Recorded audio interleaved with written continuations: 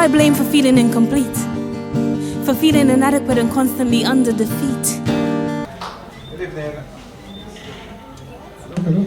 Good evening. Pleasure to be here in St. Louis. Chaque fois que je viens de St. Louis, je me sens bon. So, well, I'm here for two reasons. I came on Wednesday to celebrate Marcus Garvey's birthday. Marcus Garvey was born on the 17th of August. He died 129 years ago, but the St. Lucia Reparations Committee had a very nice activity. It was carried live. A lot of my friends who, when I came, I studied in Cuba, so a lot of friends here, and they tell me, "Garçon, you party more comedy service, where was the TV?" So even though I was trying to hide, I couldn't hide because they had me covered. But it was really a nice activity to celebrate Marcus Garvey's birthday, and we have to celebrate our heroes. In St. Lucia, I'm sure you have a lot of heroes, so as black people, we have to know our heroes, celebrate their achievements, find out about them, because the other races find about the people and celebrate. And I find we need to step up a little more, get to know about ourselves and celebrate. So that was part of the activity.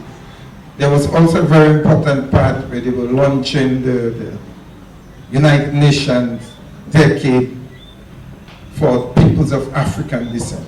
That is a very important. The United Nations can decide for next decade, 10 years, they're going to focus on the struggle of peoples of African descent. Now we have gone through slavery, emancipation, and now we're in a very important phase of reparation.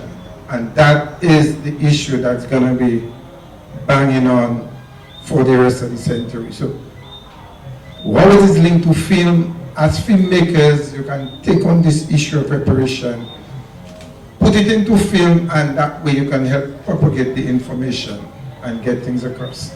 To me, film has to be, as the brother said, has to be a message. You see people produce film, and at the end of the day, really, you live, you entertain, but at the end of the day, the message is not positive. So, all you filmmakers, that is one issue I would like you to take on, the issue of reparations. I mean, it's a struggle around the world. CARICOM took a very important decision in 2014 to form a CARICOM Reparations Committee. It is headed by illustrious Hilary Beckles. For those who know, that's one of our great men that we need to know about. Tell your children, they like to Google say Hilary Beckles, Google all the great heroes, Nelson Mandela, let them know Marcus Garvey. Let them know, because these people have lived their life, and there are many lessons that we can learn to help us stay on the right path. It's a pleasure to be here. Well, that's the first time I'm meeting him physically, but we have been in touch through a sister in Dominica called Nelly Starr, great reggae artist, positive sister. She got me involved because I think Ed hosting a program every third Sunday, and because I'm chairman of the Reparations Committee Home, I got involved in a couple of programs. So I've been in touch with Ed, but that's the first time we're meeting. So I said, I have to be in St. Lucia to meet this man, because we're trying to get other people to come, and for some reason nobody else could make it. So I'm happy I'm here. In closing, I just want to invite all of you to Dominica to celebrate with us our 17th edition of the World Creole Music Festival. I'm sure some of you may have been. It's 3 days of pulsating Creole rhythm. So it's usually happens around the 28th, Friday, Saturday, Sunday, and then we move right into our independence. That'll be our 40th year of independence on November 3rd. So St. Lucia and Dominica is like brothers and sisters.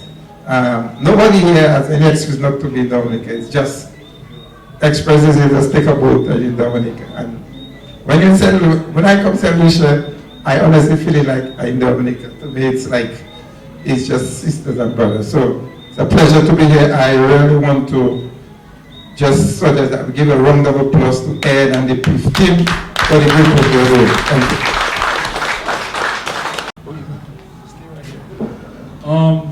For those who know, this year, like I said, we are honoring women in the arts. And 3 women we are honoring. 2 of them are no longer with us. And the third one is Lucian. She's overseas right now.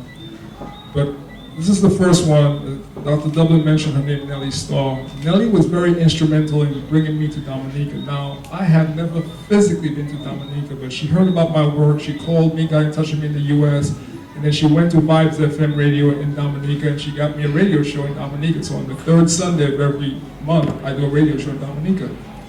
And so that's how I met Dr. Dublin, and she has put me in touch with the Naya Dingy family in Dominica. Now they say I'm one of them, so I'm not part of the family over there.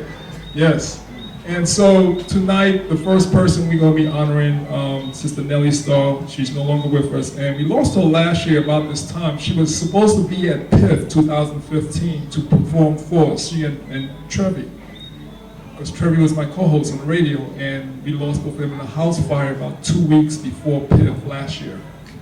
And so I never physically got to meet her, but she actually put me in touch with people in Jamaica, South Africa, Zimbabwe, and Barbados. So she was really doing the work. So when I tell people I network with people in 55 different countries, I really do. So on behalf of the PIFF family, I'd like you to accept this and take it home to her family. It's a simple award. It says Honoring Women in the Arts 2016, Sister Nellie Starr. Please take that home.